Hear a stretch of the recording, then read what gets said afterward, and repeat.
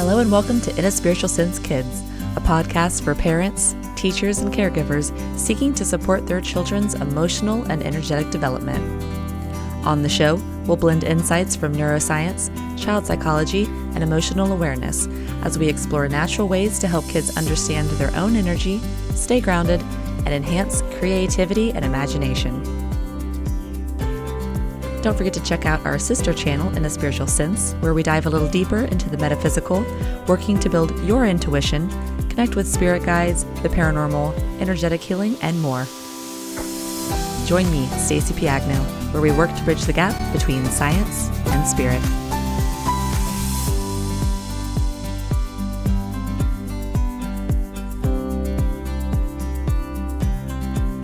Hello everyone, and welcome back to In a Spiritual Sense Kids. I'm your host, Stacey Piagno.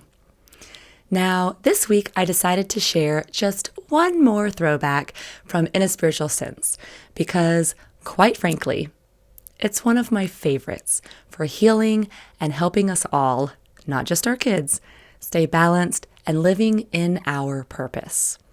This week we are talking about the inner child. Now, I want to start by asking you, have you as a parent ever felt stuck?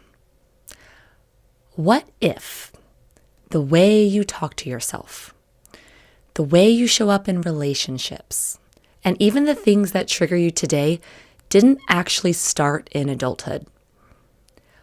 What if some of these struggles, such as people-pleasing, fear of rejection, the need to be perfect, or even that quiet inner critic, has been with you a lot longer than you realize? In this episode, we're going to explore what it truly means to connect with your inner child and how healing those early patterns can shift your self-worth, your boundaries, your emotional responses, and even your ability to feel joy again. I like to refer to our inner child as the roadmap that we can pull out at any time to direct ourselves back to our purpose in life. A map that shows us the key to our happiness and well-being. And this map, it exists within us all. But when is the last time we've taken a moment to connect with who this is? Through today's inspiring conversation, we will work to dig up this hidden gem within us all to help us connect with our happiness, purpose, and direction in life. Through allowing the child within us to be heard, we will be able to clear out our systems, produce genuine self-love, and reconnect on our path of inspiration, imagination, and purpose. This life is a beautiful opportunity, and so are you. Are you ready to connect?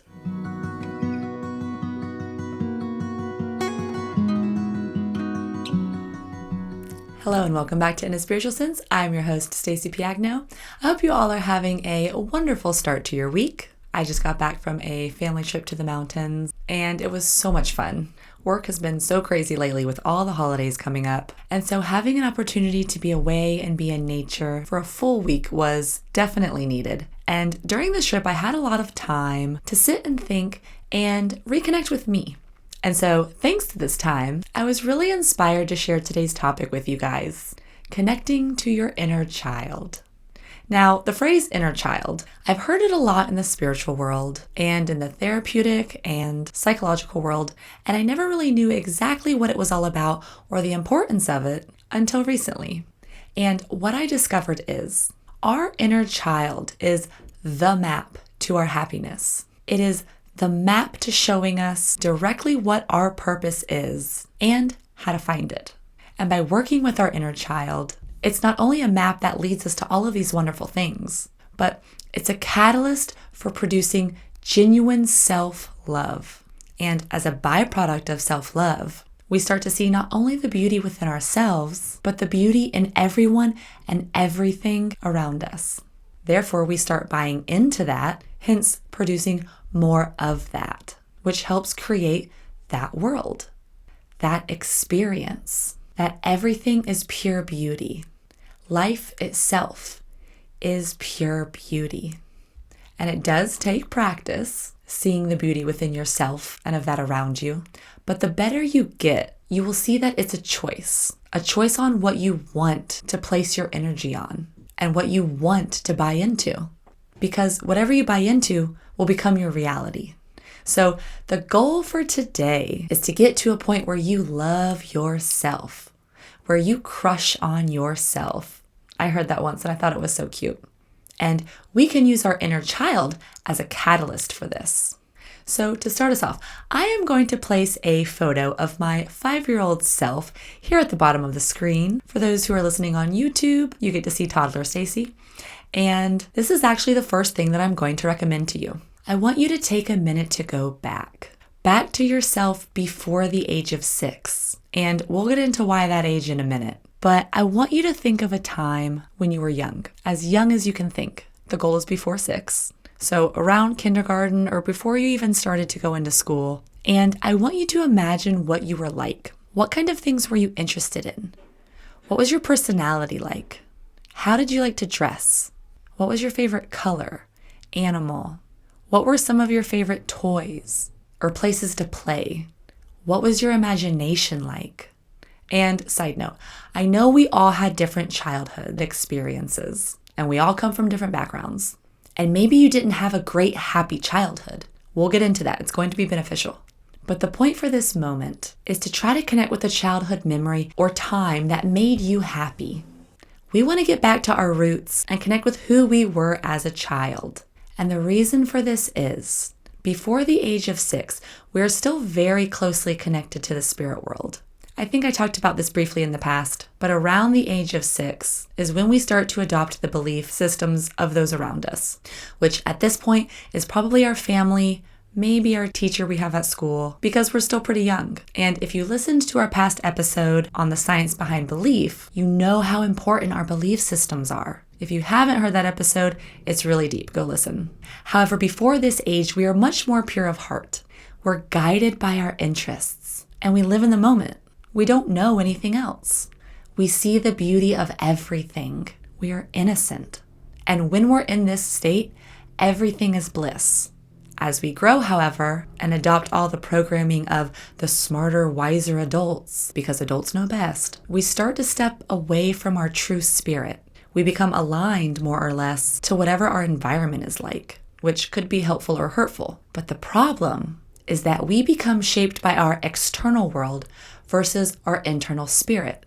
And when we're shaped by others or the situation of our environment versus ourselves, we often lose the most important thing, our imagination. And when we lose our imagination, we lose our ability to manifest, to produce our own needs, to connect with who we are. And this is why so many people struggle, because we lose ourselves. And we get stuck not knowing how to navigate this sometimes very dense environment. We lose our ability to focus on the present moment. We lose our interests. And we don't know who we are or what we want. Therefore, we lose our ability to produce joy.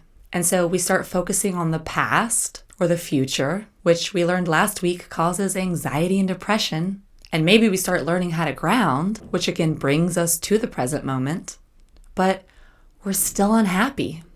Maybe you learned how to ground from last week and produce all of those negative ions. You're cleaning your system, but you're still unhappy. And now what?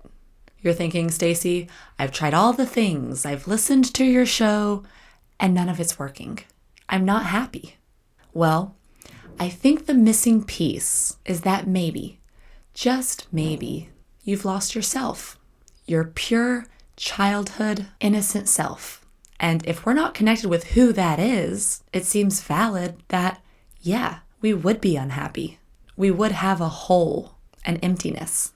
So let's fill that hole by reconnecting with our purpose, which is guided by our interests, which is guided by our inner child.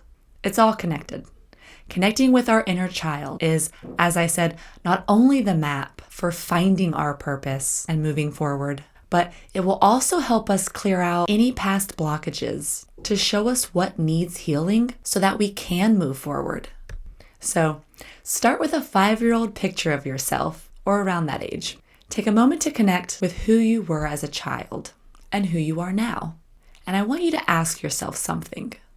What is something that your child self used to do that you haven't done for a long time? Something that your younger self enjoyed doing. Take a moment, pause if you need. I know when I was growing up, I would always draw.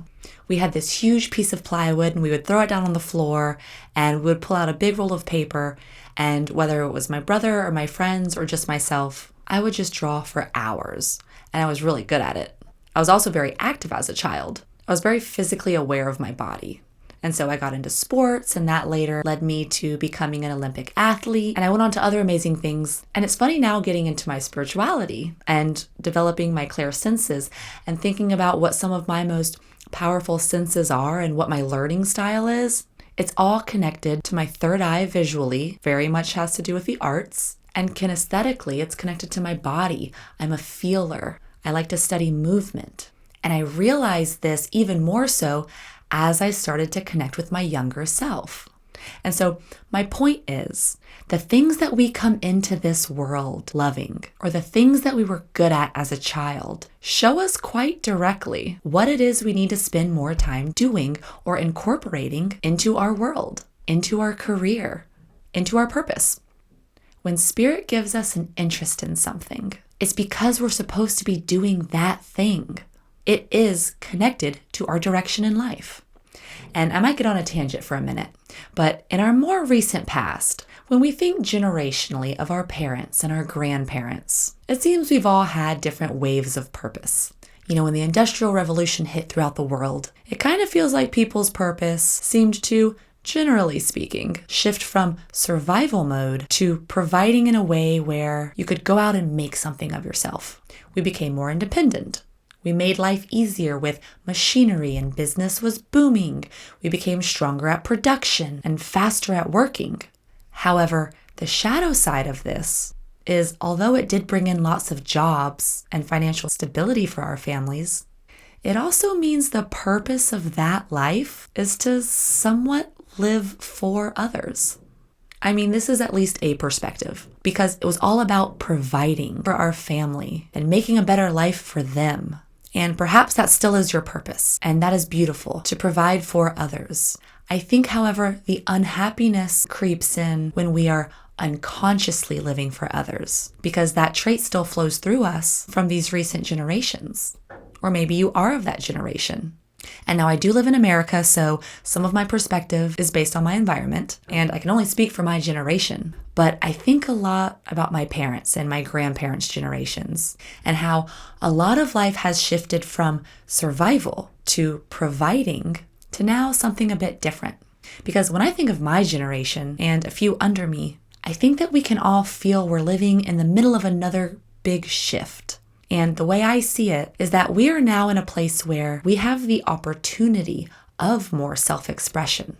It feels like we're entering into a space where we can not only express ourselves more easily, but we have a better opportunity to connect with who we are and what our needs are, more so than our recent ancestors were able to. And yes, there will probably always be a bit of that I need to provide for my family mentality, especially for parents. I'm not saying that's going to go away. I think this is just important to bring up because a lot of us are subconsciously experiencing the pull of doing what interests us versus the expectations of what others think we should be doing. I think this is a pretty common feeling. And I truly believe the next wave is a wave where we are entering into an age where we are more conscious about the reality that anything is possible. Spiritually speaking, we're shifting into higher frequencies every day, which as a result shows us our world is anything we want it to be. We can create any situation for ourselves. We don't have to do what is necessary to get by anymore. We've been able to bear the fruits of that labor from our ancestors. Generally speaking, I know there are always pockets of diversity that will not follow this, but in order to create a life of anything we want, we have to be able to express ourselves and our needs. And we can't do that if we don't know who we are or if we're living for others. And we need to thank and show gratitude to those who helped us get to this point. But it's time to live for us. It's time to reconnect with who we are and what we want. So, start by asking yourself, what is something that your child self used to do that you haven't done in a long time? And spend some time doing that thing. Maybe it's riding a bike. Maybe it's art. Maybe it's running in the yard or the street in your bare feet. Get dirty. Climb a tree. I'll tell you something that will bring back instant nostalgia is to look up old commercials or songs or toys from your childhood decade. Oh, I can get lost in that. One gift I have received from teaching first grade is that I am constantly around young children and I get to see the world through their eyes, which in return reminds me of how to see the world through my own inner child. And when I'm at work, I'm constantly flooded with all the things I used to love as a kid. I grew up in the early 90s with Lisa Frank and glittery stickers and rainbow colors and gel pens. And the kids always bring in their version of that. And it instantly takes me back. So whatever it is that your generation provided for you, you should revisit it. It's really wild how revisiting something as simple as a glittery sticker can bring back instant nostalgia, which, if you didn't know, triggers the reward centers in our brain, which creates the feeling of pleasant emotions. Studies even show that even though that nostalgic thing from your past may have been a neutral memory, it still has very strong positive triggers on the brain. So we can use nostalgia as a coping strategy to deliberately trigger feelings of positivity by listening to familiar music, looking at old photos, revisiting comforting environments from the past. This is what connecting to our inner child does for us. It releases nostalgia, which releases positive emotions. And in the long run, it will help us connect to our purpose. However, let's look at the flip side.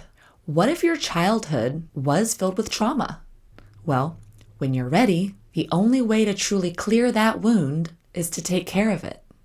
The body and the mind are extremely magical in the sense that it can cover something up in order to protect you. And it can shove deep, dark memories down to the point where you don't even know they exist. And this does help us move on with our lives temporarily. The only issue with this is that although we might not consciously be aware of them, they do unconsciously affect us. And I do believe in time, wounds do heal. I don't always think it's necessary to pull up an old wound just for the sake of doing so. However, usually when we carry traits that don't support our well-being, there's always a root that has usually been buried down deep and has not seen the light for quite some time. So in this case, we need to pinpoint what that root is so we can give it love. And reconnecting with our inner child can help us find this root. Whatever that thing is within us that's holding us back, it's only holding us back because we're not giving it attention. We're not giving it love. So naturally, it's going to continue to fester and grow deeper and deeper within our shadows, unless we can find it and shine a light on it.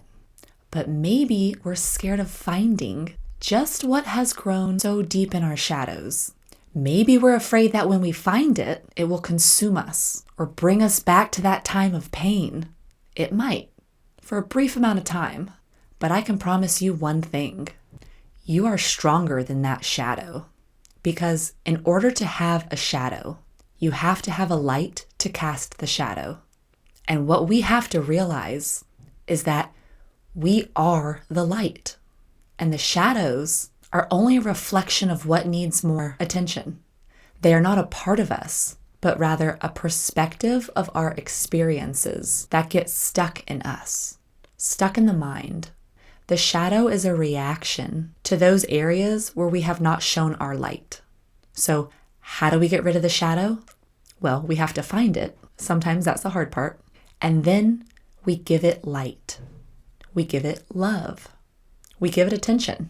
Because as soon as we start to give our shadows attention, they start to diminish. They no longer have a hold on us because they are nothing more than a teacher that shows us what we need to look at and what we need to acknowledge. And this is how we begin to transmute that shadow into something that is beneficial by understanding that it is nothing more than a teacher. I know I always bring up past episodes, but a good one to listen to that works well with this is the one titled, Is Life Always Working for Us? which is probably a very common question we think of when we are struggling or dealing with trauma. My perspective of this, which I talked about in depth, is yes, life is always working for us. Because when life seems to not be going our way, this is Spirit's way of showing us what we need through the paradox of what is happening. Opposites show us what we want and need. If you don't prefer something, that is life showing us what we do want through experiencing what it is we don't want. Life itself is neutral. What that means is we have the ability to see any situation, no matter what it is, as something pleasant or unpleasant. Life itself is meaningless until we, through our perspective, give it meaning. This simple law, if understood, is the medicine for healing our wounds. Everything in life is neutral. We determine what exists. This is how we are the creators of our reality. We determine what exists. And when we look at the things in our life that we deem to be horrible or traumatic or painful, yes, they might have been all of those things, but defining it as such will only allow that wound to continue living. If we want to heal that wound, we have to define it in a different way, because learning to transmute our pain into something beneficial is, in all honesty, one of the reasons why I believe humanity experiences life. I'll get deep for a second, but my philosophy, which I've mentioned 1,000 times, is that I truly believe we are here to experience the ups and downs of life in order to use these experiences to expand our soul. And when a soul goes through major traumas or injustices, I see those souls experiencing a life of courage and purpose. To be able to come into a life filled with trauma and be able to reconstruct those experiences into something beneficial, I see that life as not only a life of courage, but a life of magic. And not everybody has that opportunity. I mean, what better way to understand the human experience than to be able to transmute the energy of something that is not preferred to something that is preferred? We do this by seeing our shadows as a teacher that shows us what needs clearing out, a teacher that shows us what our soul is capable of overcoming. We are capable of overcoming anything that has been placed in our life, or it wouldn't have been placed there. But we have to believe this, and we have to confront it in order to transmute it. Let's role play for a minute.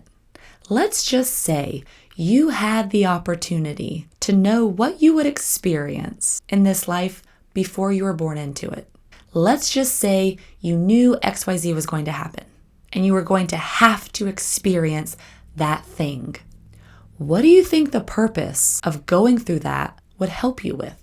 And notice I said help you with, because for every situation, there is always a perspective of duality.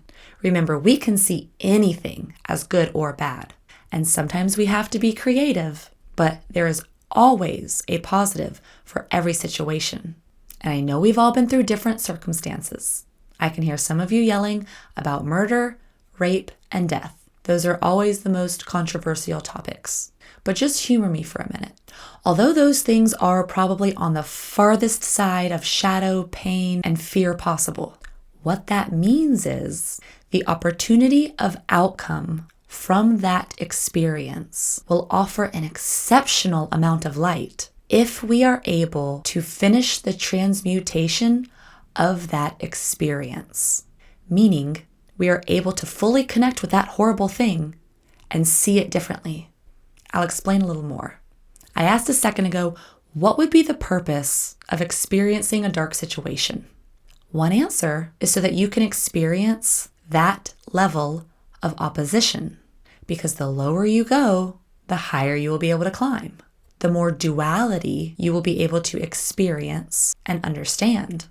It's the study of energetics, because by comparison, once you are able to connect with whatever that dark thing is, you will then be able to understand that extent of opposition, which is light.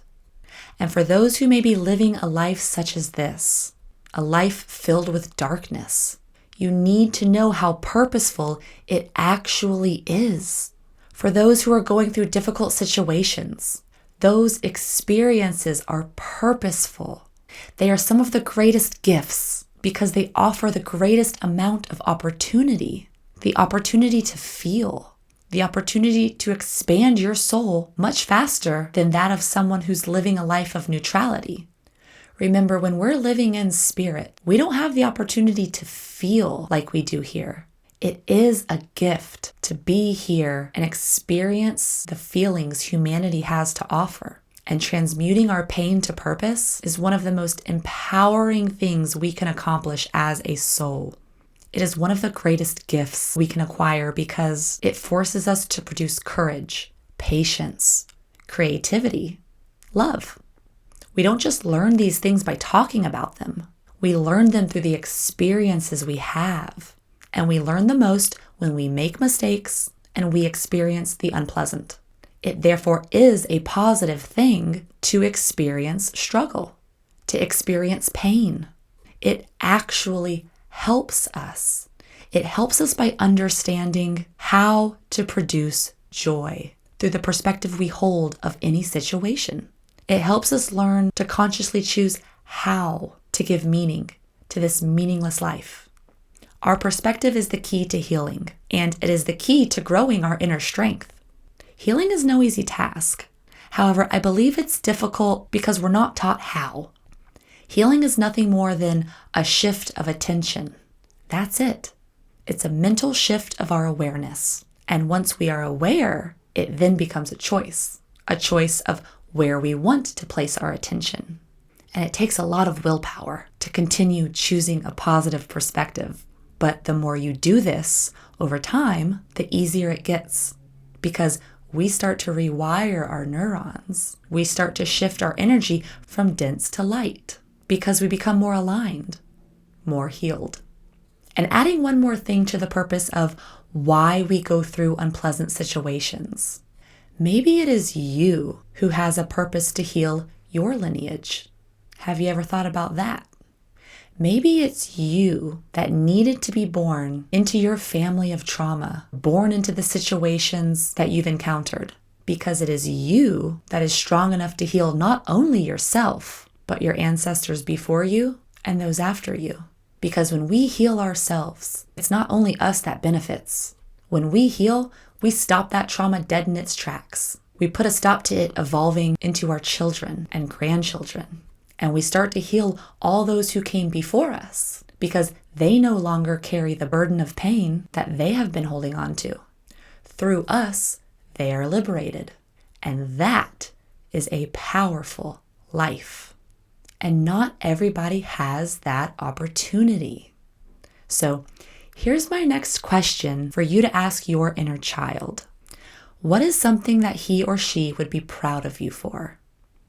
Find an answer for that and remind yourself of that as often as possible. There's no shame in being a warrior in this life. And I think more often than not, that's the purpose of many who struggle. You're going through your warrior phase. Be a badass and battle through it. See the courage you've been producing all these years through any struggles you may have had. But understand you can leave that behind at any time. As soon as you create an understanding for your pain, it all starts to disintegrate.